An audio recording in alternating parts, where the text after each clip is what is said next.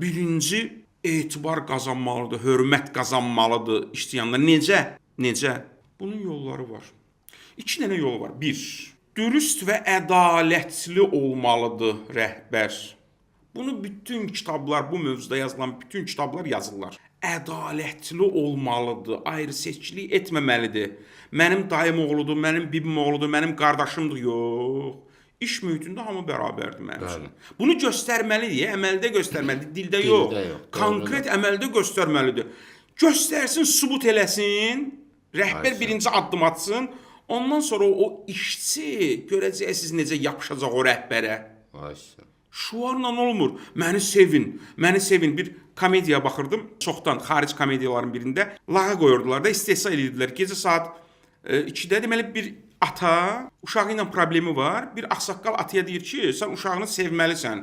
Ona deyirəm, mən səni sevirəm, mən səni dəyərləndirirəm. Gecə saat 1-də, 2-də uşaq yatıb, gedir uşağı yerindən oyadır, deyir ki, mən səni sevirəm, mən səni sevirəm. Özüm belə şey olmur. Bunun yolu var. Məni sevin, səni niyə sevməlidilər ki? Səni niyə sevməliyəm mən? Bu birinci, ədalət. Bəli. Ədalətli addım atır, qanunlara riayət edir, dürüst olur. İkinci addım.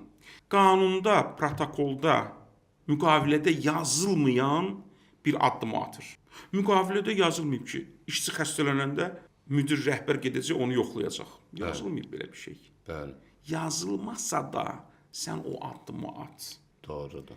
Gedib xəstəxanada ona 100 manat, 200 manat, 1000 manat pul vermək sənin ziyanına deyil, əziz rəhbər. Amma burada çox incə bir məqam var. Bu artıq biraz irfana gedir. Bəli, irfanı biz getməliyik idarəçiliyə. İrfanı getməliyik. Bir böyük bir şirkətin rəhbəri mənə dedi. O şirkətdə mən təlim keçdim 2 ilə yaxın. Mənə deyirdi ki, müəllim, gəl Mövlanadan bizə dərs keç. Mən anlamırdım. Sonra o şirkətdə böyük bir problemlər oldu. Mən onda başa düşdüm ki, bu niyə onu deyirmiş. Bəli. Deməli, burada incə məqam budur. Rəhbər, ikinci məsələ. Deməli, birinci dürüst, etibar qazanmağın, hörmət qazanmağın birinci yol budur. Deməli, birinci dedi ki, rəhbər başlamalıdır. Necə başlamalı, necə etsin ki, hörmət qazansın?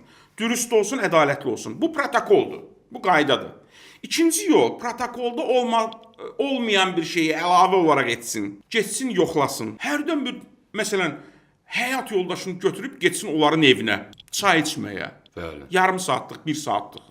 Bəli, emosional bağı yaradır. Vəfadarlıq bağı, bu möhtəşəmdir. Amma o incə məqam budur. Bunu edə bilsə rəhbərlər, bu çətindir. Amma edə bilsələr, möhtəşəm olacaq nəticə. Möhtəşəm olacaq. Bu nədir? Bu çox artıq o kulminasiya nöqtəsidir. Bunu edəndə rəhbər o niyyətlə etməsin ki, qarşı tərəfdə buna əvəz verəcək. Bəli. Və əvəzsiz, gözləntisiz. Gözləntisiz edə bilsə əgər, burada lap möhtəşəm olur. Sözünüzə qüvvət. Niyə görə? Çünki onu edəndə o gözləyir ki, sabah işçidə bir performans göstərsin, ona xüsusi bir xidmət göstərsin. Burada iş pozulur. Yox, sənin bunun həyat fəlsəfən olmalıdır. Həyat tərzinə çevirməlisin bunu.